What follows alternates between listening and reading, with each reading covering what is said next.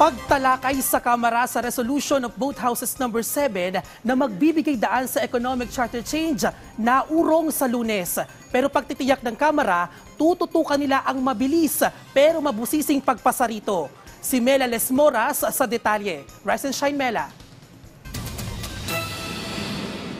Kasunod ng panibagong deklarasyon ni Pangulong Ferdinand R. Marcos Jr. sa kanyang hangarin na maamyendahan na ang economic provisions ng konstitusyon para sa ibayong pag-unlad ng bansa, tiniyak ng liderato ng Kamara na masusi nilang tututukan ang pagpasa sa Resolution of Both Houses number 7 para mabigyang daan na ang economic charter change. Ayon kay House Majority Leader Manix Dalipe, naurong lang sa Lunes ang pagtalakay ng House Committee of the Whole sa RBH 7 dahil hindi pa available ang ilang resource persons na inimbitahan nila. Pero makakaasa ang publiko na pinagtutuunan nila ito ng sapat na atensyon at inaasahang mabilis din itong maipapasa. We will not be only conducting one hearing per week. The plan is to hold at least 3 per week. We are so concentrated in trying to help this country, especially in amending those restrictive economic provisions of the Constitution, and also with the orders of the President Bongbong Marcos, that the Senate take the lead and we follow suit. Ito na. Just to assure you, hindi po kami shortcut.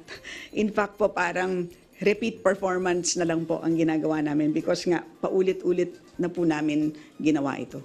Sabi naman ni House Deputy Speaker J.J. Suarez, sa pamamagitan ng binuo nilang Committee of the Whole, lahat ng panig at distrito sa bansa magkakaroon ng representasyon sa talakayan, kaya't inaasahan nilang kung ano ang pinakamainam na gawin sa konstitusyon, iyon ang mananaig. All 309 members of Congress participate, and let us open the doors to everybody's ideas, opinions, suggestions, topics, violent reactions, if there may be, just so that we can show that there is indeed truthful discussion from all sectors, from all regions, from all districts, from all provinces, represented by the respective congressmen duly elected by their constituents. Ang iba pang kongresista nanawagan naman sa Senado na sana'y mas paigtingin pa nila ang pagtutok sa hiwalay nilang Resolution of Both Houses number 6 na kapareho lang ng RBH 7 para tuluyan ng umusad sa dalawang kapulungan ang economic chacha. Here in the House, we're always ready. The problem has always been with the Senate. I think that's generally the point of our president. Let's stop making the pronouncements. Let's start the debates so that we can deliver something for the Filipino people.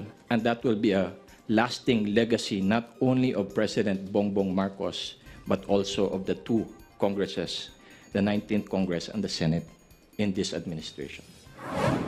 Bukod naman sa issue ng economic charter change, nakatakdaring talakayin ng mga mambabatas sa susunod na linggo ang mga panukala patungkol sa isinusulong na dagdag sahod para sa ating mga manggagawang Pilipino. Ang pinakamagandang gawin is dinggin na natin finally dito sa Congress ang several pending bills. So nagre-range po siya sa 150 pesos, I think up to 350 pesos. Yun po ang range ng pending bills dito po sa Congress. Mela Lesmoras para sa Pambansang TV sa Bagong Pilipinas.